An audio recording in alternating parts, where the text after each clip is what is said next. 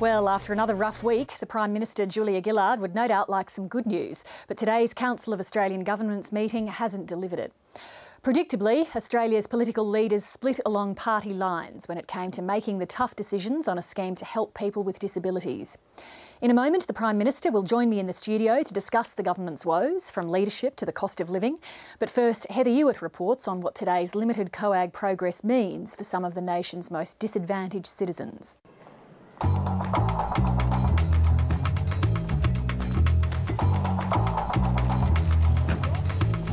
What do you want? It's that time-honoured ritual when state premiers come to Canberra pleading they're short of money. Morning, Premier. In this case, the big sticking point was who pays what share of the federal government's much-anticipated National Disability Insurance Scheme, scheduled to start next July. What I'm saying is right now we simply are not in a position to provide money. The federal government strategy is to say, no, the states have to fund it. What's the point of coming if that's going to be the continuing attitude? I think there's a lot of work to be done yet. We want to make it happen. I want to make it happen. But we also expect the Commonwealth to shoulder the lion's share of that additional expenditure. So they all want it, they just don't want to pay for it, or at least not too much of it. The federal government's plan today was to agree on 4 launch sites before the scheme kicks off, and all the states and territories were vying to be the chosen ones. But they were haggling over what they could contribute. We've stumped up $20 million. Well, we're putting almost $20 million on the table as our contribution. We just don't have the funds at the moment. We want to help. As the COAG meeting got down to business, the federal government was holding firm. It had $1 billion set aside in its budget to start the scheme that it claimed would cover 78% of the cost of the launch, and the states were expected to make up the rest. For those who thought the scheme was a done deal, the battle over funding was infuriating. I just get very cross and very frustrated because I think that it is something that should have been sorted out a long time ago. Ursula Neschi has a 19-year-old disabled daughter who needs constant care. I care for Julia 24/7 pretty much. I've got some carers who help for a few hours a week. For this Melbourne family, a National Disability Insurance Scheme is viewed as a godsend that would get rid of state red tape and waiting lists. It would mean that I could plan for Julia's future and that I wouldn't have to go to bed at night, waking up in the middle of the night, worrying about what's going to happen if one day I can't take care of her anymore. This scheme will provide a reasonable and necessary level of support to people with a disability who at the moment have no entitlements whatsoever. John Walsh was one of the architects of the Productivity Commission report recommending the scheme. The launch sites that were being hammered out at COAG he sees as crucial to iron out infrastructure and establish the cost of the entire scheme. It would be a disaster for people with a disability if these turn into a series of trials that last for 4 years and nothing happens after that. By late this afternoon, his fears were looking well-founded when the Prime Minister and state and territory leaders emerged with no consensus and the look of having been through a big bun fight. I am disappointed that we haven't been able to reach agreement over what are, comparatively, for governments in this country, relatively small sums. The National Disability Insurance Scheme is starting. It's starting in 3 places around the country, and I think that's great news. No, it's not.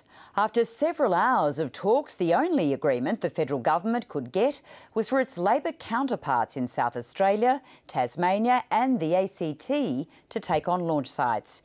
It couldn't even pull off a 4th trial site. The most populated states would not play ball as the Conservatives ganged up to try to substantially increase the federal input. There was no additional money on the table today, and I have to say what frustrates me is that of that $1 billion, only $350 million goes to actually providing services to people with disabilities. The rest is admin and set-up costs. Today, in my judgment, was an opportunity squandered. We did not make the most of what could have been achieved today. And with due respect to the 3 trials that have been set up, they are small scale, they are in the small states. It's not what the federal government or any of those promoting the scheme had in mind. Partisan politics ruled the day here, And it's the disabled and their families who may well pay the price. So tonight, they have this message for political leaders on all sides. You have all agreed that this is a worthwhile and a doable scheme. Please just do it and stop talking about it. Well, they didn't, and to discuss why progress wasn't made today at COAG, among other issues, I was joined a short time ago in the Canberra studio by the Prime Minister, Julia Gillard. Prime Minister, thank you for making time for us. Thank you, Lee. Can you just give me a figure? How many Australians would stand to benefit from a fully functioning national disability insurance scheme? Just a ballpark figure. Oh, look, there are probably around 400,000 Australians around the nation. Lee, I think it's important people understand the essence of this scheme. Maybe it's a confusing title, but the essence of it is this. Currently, today, if you end up with a major disability, maybe you were born with it, maybe you have an accident, maybe some debilitating disease means you end up with a disability. Whether you get care, enough care, indeed sometimes any care, depends on the circumstances in which you got that disability and where you live.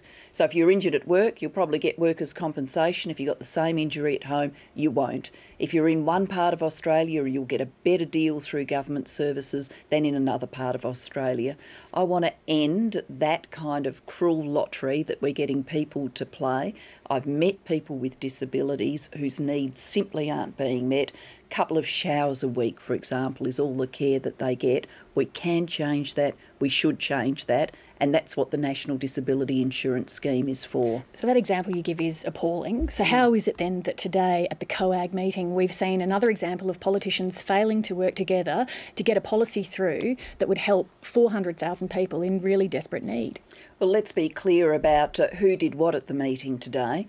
Budgets are about choices and what you value. And if you put your hand on your heart and say, I value having a national disability insurance scheme, then you've got to make the tough choices in your budget to make it happen. We did that at the last federal budget. In a budget where we had $35 billion worth of savings, we put together $1 billion of new money for launch sites around the country. That wasn't easy to do, but that was our way of saying this is so important. We're going to do the tough things to make it possible. Other states around the nation have said the same thing. You know, Tasmania, small state, some difficulties in its economy, but the Premier of Tasmania did some tough stuff to have some new money ready to go so she could have a launch site. So did the Premier of South Australia, so did the Chief Minister of the ACT, and they will have launch sites. Asked to do the same thing, no more, asked to do the same thing. The Premier of New South Wales, a big, strong state. The Premier of Victoria, a big, strong state, wouldn't do it. What Barry O'Farrell was asked for today was $70 million of new money over 3 years. That's on the whole New South Wales budget. What Premier Baillieu was asked for was around 40. And whilst they say they value being involved in a national disability insurance scheme and having a launch site, they wouldn't put forward those relatively small amounts of money to get it done for their people in their states. But it is your scheme, it's your initiative. Why should the federal government not put up the bulk of the funding for it? Well, we've got $1 billion on the table. I mean, but why should you pay for more of it? Oh, well, Lee, let's be very, very clear here. I made the tough decisions to put $1 billion into having launch sites. $1 billion, new money. Premier O'Farrell, who's got a budget the third of the size of mine, so if he was making a comparable effort, he'd be there with $300 million. I'm not asking him for $300 million. I'm not even asking him per capita to do the same that the Premier of South Australia is. He's putting in $20 million. If Barry was stumping up the same for his biggest state, that'd be $90 million. Not even asking him to do that. On the inflation figure that was out today, it was low, as we know, but when we look over the past few years at the cost of goods and services that Australians cannot live without, so I'm talking about things like electricity and gas and water, they have risen enormously. Why hasn't Labor eased cost of living pressures on Australians since it came to office, as it promised to do? We have certainly supported family budgets and will continue to do so.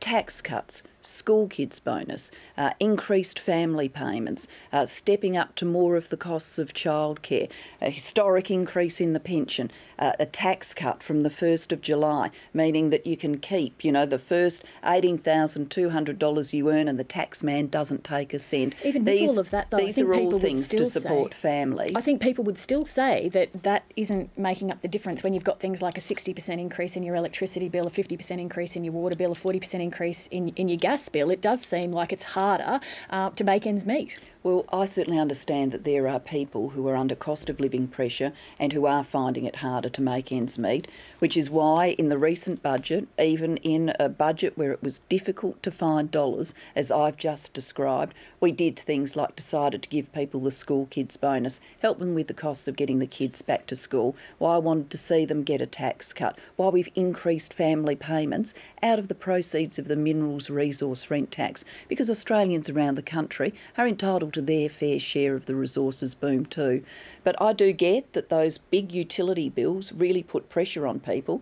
And interestingly today at COAG there was discussion about electricity where the Premier of Queensland freely said the big cost driver here is the poles and the wires. The big cost driver is in the things that states predominantly control, and we've got to make a change to that big cost driver. I agree with that. States do have to step up here to better manage what is happening in their electricity systems, because that's where the big costs are coming from. It's almost a month since the carbon price came in and the world hasn't ended, as even your ministers have repeatedly pointed out, so we don't need to go over that ground again. But people get their bills, as I've talked about. They take a trip to the rubbish dump to drop off a load, and what was a $40 visit is now a $55 visit. Isn't your problem that all these little things just keep adding up, and every time people think, oh, well, the bloody government? Well, I think Australians are pretty common sense and pretty smart, and when they get an electricity bill, as people in many states will do, and see an insert which explains that the impact of the carbon price is 10%, we knew it would be that, and so we factored all of the household assistance on the basis it would be 10%. Do you reckon people do that though, or do they just get their bill and go, I think they probably do look at it and go, oh, that's going to be hard to pay. I think they do look at it. And then I think they'll want to understand what's going on. And, I didn't raise it at the COAG table today. The Premier of Queensland raised the fact that the big cost driver, it's not carbon, it's the poles and the wires. He raised that. Now, people are entitled to that information. I've been trying to ensure they get that information. There have certainly been some states, some Liberal states, that want to play a bit of a trick here and pretend that all of the cost of electricity increases is about carbon pricing. It's not true, and no one should work on the basis it is true. The 10%, yes, that's about carbon pricing, and that's why there are tax cuts, family payment increases and pension increases. Then people should look at their state governments and say, how are you helping me while I'm paying 40, 50% more because of what the state governments have done? Prime Minister, how does the real Julia feel about these constant leadership mutterings? It would drive anyone up the wall. Look, I'm governing, that's what I do, making the changes that will shape our nation's future. And, there are times when you've got to make tough decisions and they're not easy.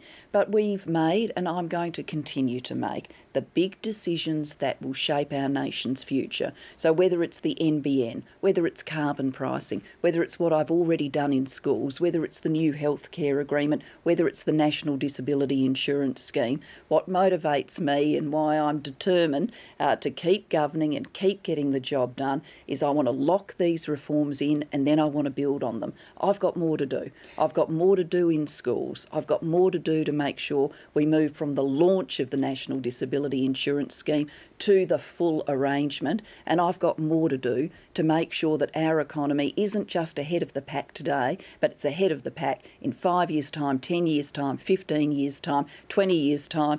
When your new baby is out there looking for a job, I still want Australia to be the place that people look at and say, gee, that economy's the envy of the world. If we're going to achieve that, we've got to set that up now. It's not easy. Big decisions, tough ones, but, you do this job to make them. But is that the answer you'd give to that question if it was made over a beer? Yes, it is, because, look, I'd probably take a few sips of the drink in between answering, but the people who know me well know that I chose to do this because I was fired up about making change. Lee, there's easier ways to live, there's easier jobs to do. I'm someone who had alternate career pathways. I came out of the law.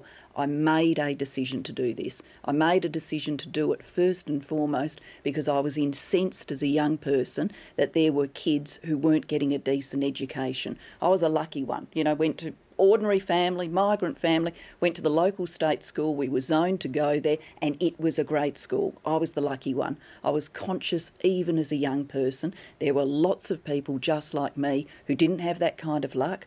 The school they went to was not a good school and they haven't had the opportunity to live the life I have as a result. It's what propelled me into politics. It's propelling me on today as we do work like the future of school funding. In the past week, we've seen the Chief Government Whip effectively put you on notice. We've seen a by-election in one of Labor's safest seats where you've barely held on. We've seen union leaders talk about your possible departure, and we've seen this news poll that I mentioned earlier.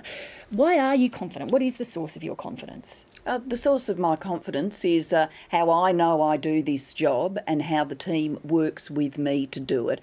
And yes... So what do you say to the people in your team who are feeling nervous and antsy and, gee, should we change leaders? Well, what I would say to anybody, whether it was someone in my Labor team or someone in the local community, I would say, well, there are times in politics that are tough and that's probably telling you you're getting the big things done. Where would this country have been if when you floated the dollar or when you did universal superannuation or you did Medibank, or Medicare, people were out there going, gee, losing a bit of skin, feeling a bit bruised, too hard, let's pack it in. Well, that's not me and it's not Labor, and that is the source of my confidence that whilst there's pressure around, and I do understand that people sometimes say a few things responding to that pressure, the pressure is there because we're doing the big things, we're doing the Labor things, we're shaping this nation's future, and my confidence is we've got so much more to do and I'm the person to drive it and drive the team